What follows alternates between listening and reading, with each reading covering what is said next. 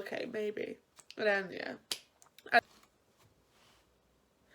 So I literally love Rachel Berry with a passion, and I got this idea from watching this girl called Amelia.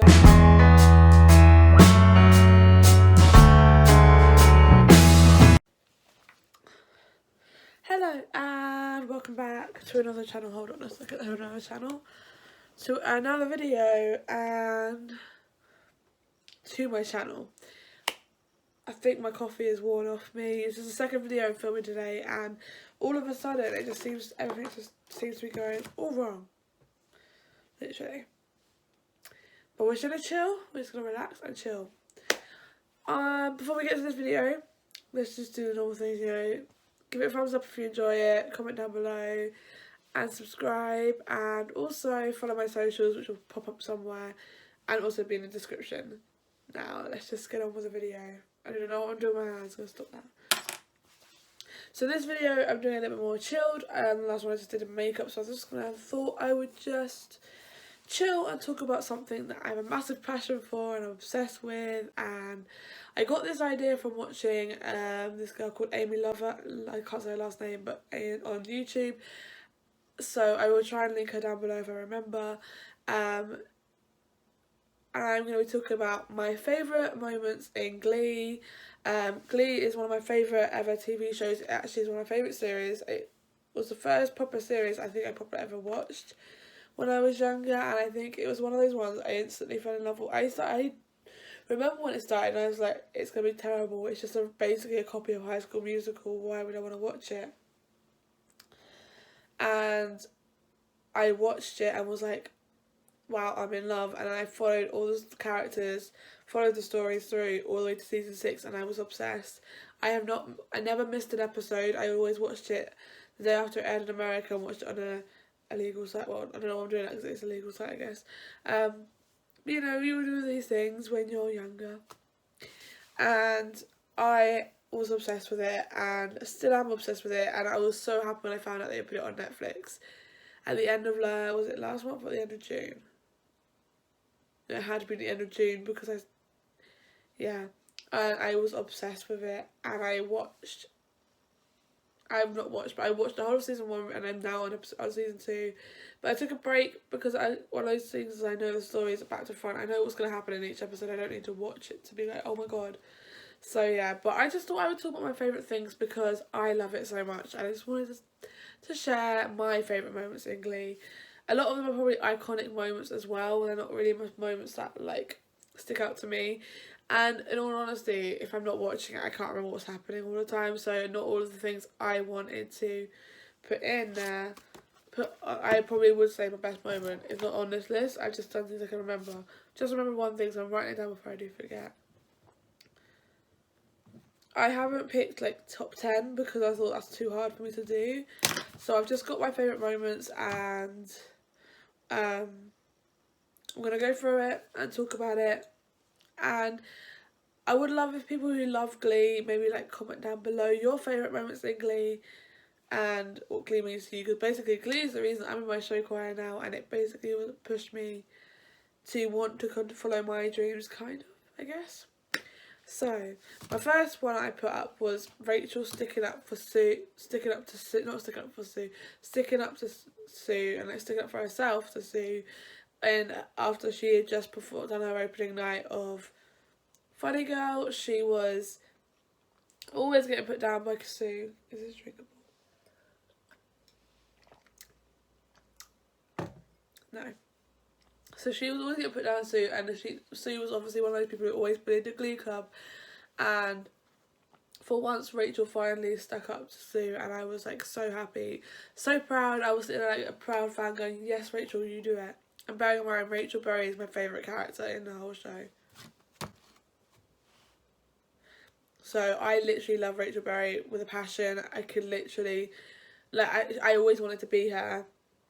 Always wanted to be that character. It made me, that I fell in love with her, that I fell in love with the actress Lea Michele, and Lea Michele's like one of my idols now, so.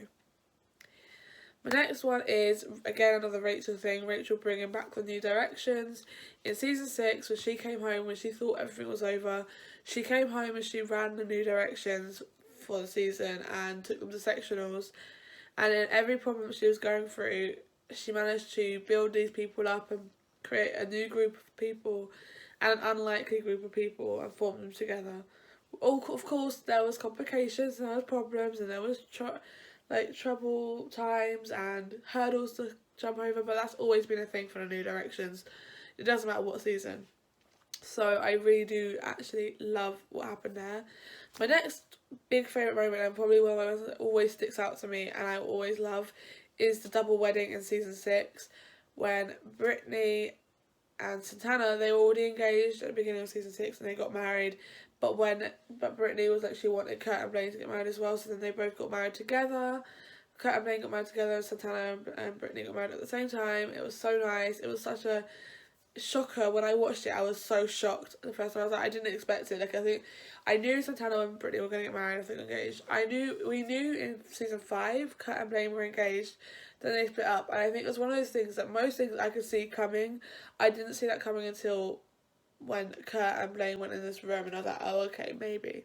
And then, yeah, as soon as they said they left it, I remember it was in the room, they said about getting married, but they didn't say if Kurt and Blaine definitely agreed to it, but I knew they would. It's Glee. It's not one of those stories that, sorry, that's going to really affect me. It's not one of those stories that literally when you say that they're going to say no, it doesn't happen. Some of the things do, but not that one.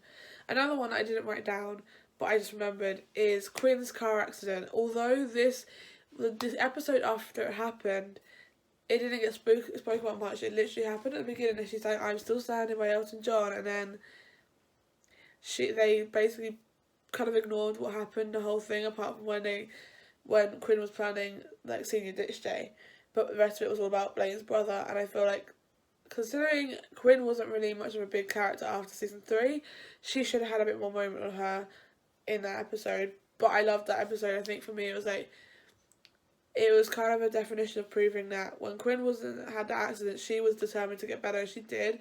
But for someone who's grown up with a disabled father, and like I figured in I's eyes, he was like, but it might not ever happen, and she needs to look realistically at the same point in the fact that like, I kind of get that, because my dad isn't going to be able to walk again like without crutches, and even though he would love to, he won't ever be able to.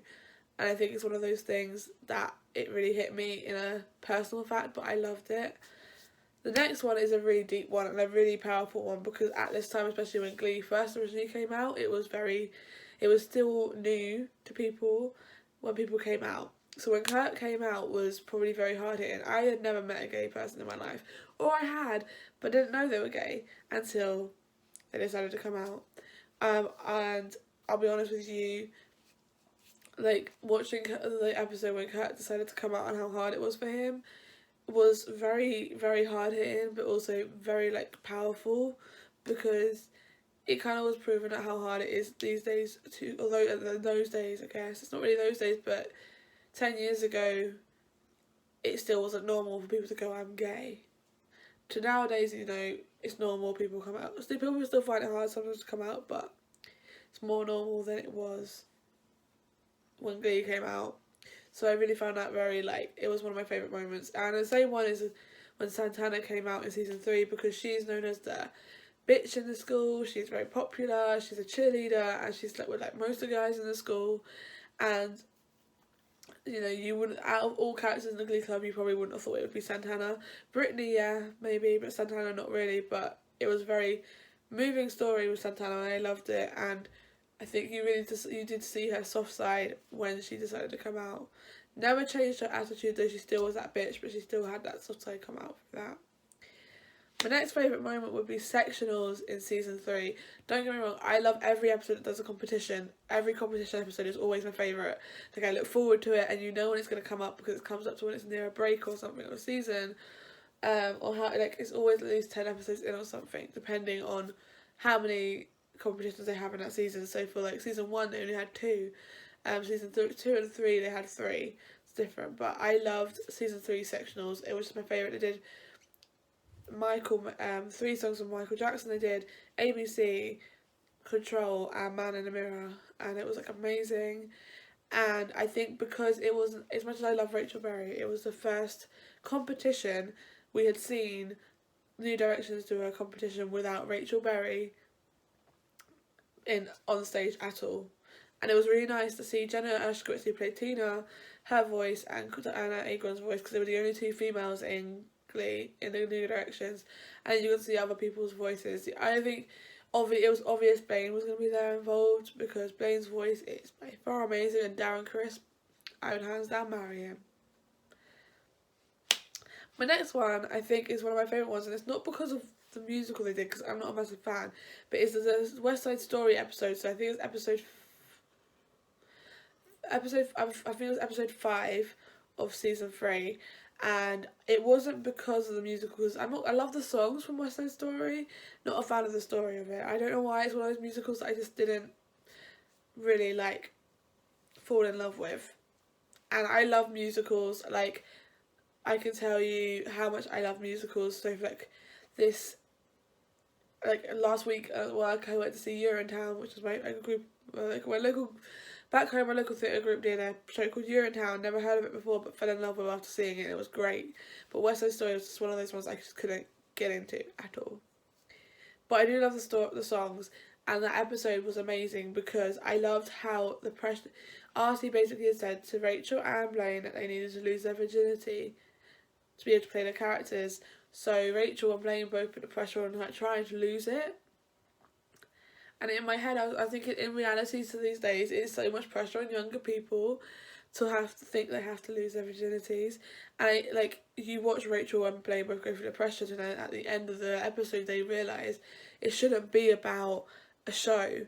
It should be about if they wanted to do it because they love someone. So at the end of the episode, Rachel finds Finn at his house being all upset because the recruiter didn't take him on for college or for a scholarship for college, and obviously his mum can't really afford for college for him, so it's a bit harder for him, and he's like really upset, and then she basically goes, "Oh, I'm gonna give you something that no one else has ever been given," and it kind of just it is a very cute, and that happens whilst they're on Blaine and Rachel on stage singing One Hand, One Heart, which is my favourite song from West Side Story, considering I don't like West Side Story.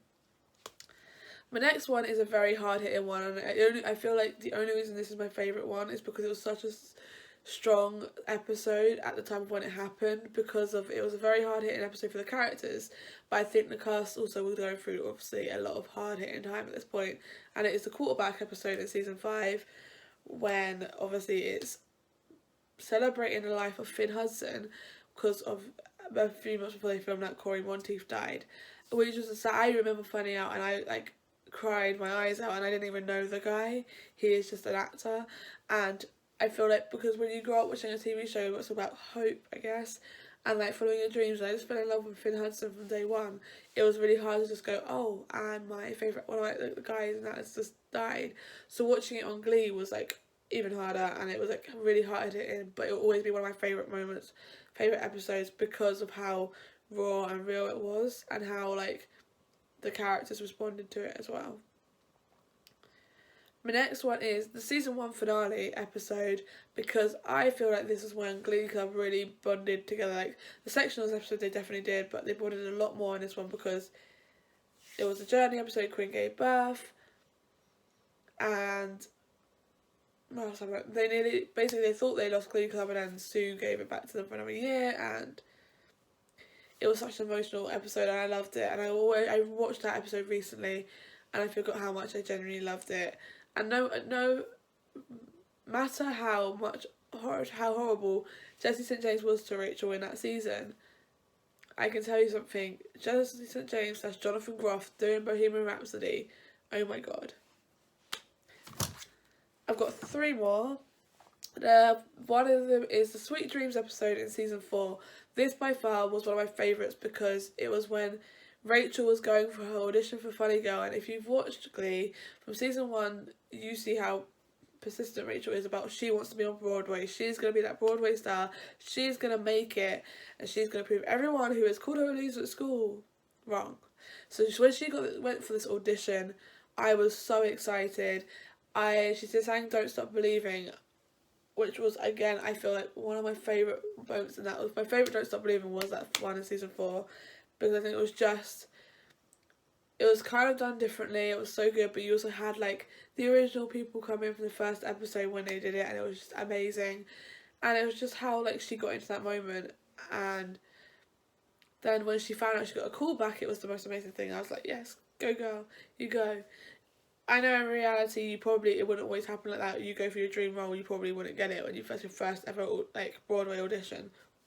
But let's be real, it's a fictional TV show, and if anyone was gonna get a Broadway show first, it would have been Rachel, and I was so proud of her.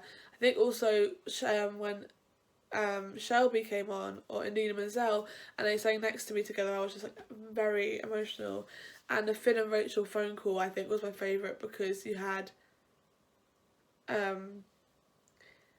it was just like Finn giving her like motivational speeches and like being really sweet and saying he'd be there a front row on her opening night, and it was just emotional. And it kind of leads into when the episode I'm going to talk about after the next one, because my final one, I'm going to end it with my favourite, so I'll talk about it then. I feel like I missed something. No, I didn't. My next one is the Beatles episode. Both of them, because it was they did two. It was the first 2 episodes of season 5, and I just loved it. I always grew up loving the Beatles, and having it in Glee was just like literally by far the most amazing thing. All the different storylines with Rachel going through a callback and then not thinking she's gonna get Funny Girl, so then she gets it, which by far was the best thing again. Like, I was so proud. Santana getting the advert, Santana not falling in love, but meeting Danny. Then Kurt getting engaged, which was my favourite thing. You saw Tina become prom queen, which was something you would never have expected, but again, like Rachel become prom queen, something you wouldn't expected. But then, yeah, Tina getting prom queen and then fighting back after she wanted to give up after like the whole slushy came on her face, which is kind of the recreation of Carrie, which I think was significant considering in the season 3 prom episode when Rachel became prom queen, she said, is someone going to throw pig's blood on me like they did in Carrie? And then that kind of thing happened to Tina, and I felt sorry for her, and I'm so proud she did fight back with the help of the Glee Club, and even Kitty gave her her outfit. It was just so nice. And so much happened in the Beatles episodes, but I loved it all so much. My favourite songs they did was Get Back with Rachel and Kurt, Let It Be, Here Comes the Sun, Hey Jude, Hide Your Love Away, Sergeant Pepper's. There's a lot more, but they're the ones I can think of most that I loved.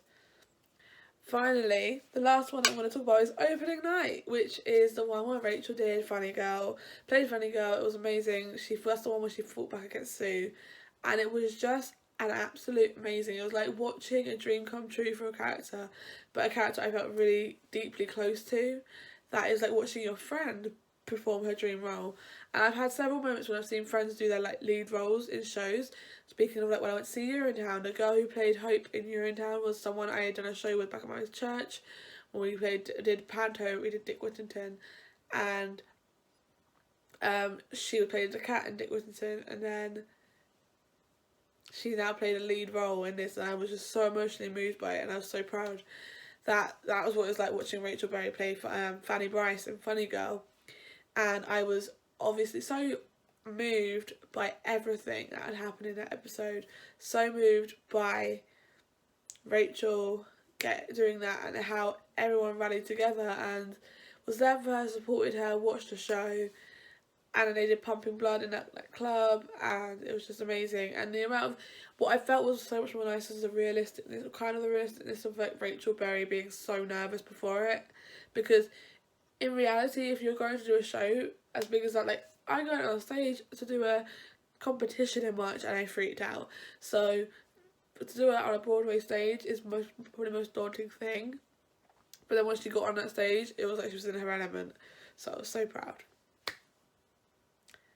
And also, I did point out, I was going to say, as I said in the Sweet Dreams episode, Finn said he would be their front row on her opening night. So Rachel booked a ticket for him, even though obviously he wasn't going to be there because he wasn't alive, but she still booked a ticket front row, so there was an empty seat front row for Finn to watch Rachel as Fanny Bryce, and I think it was just the most emotional and moving moment, as well as the song as who I think it's Who Are You Now, Who Are You, or where, I can't remember what it's called. I honestly can't, I'm having a mind blank. My other phone is over there, so I can't check. I don't want to turn that on because I think it's going to make a load of noise, so I'm not going to. But it's a song where she sings, and there's also Sue Sylvester sings with that guy. But I found it very emotional because she was obviously singing it to Finn. So, yeah. Anyway, that is my lovely chat about Glee and my favourite moments about Glee. If you did enjoy it, please give it a huge thumbs up. Please comment down below and please subscribe. And I will see you again very soon with another video.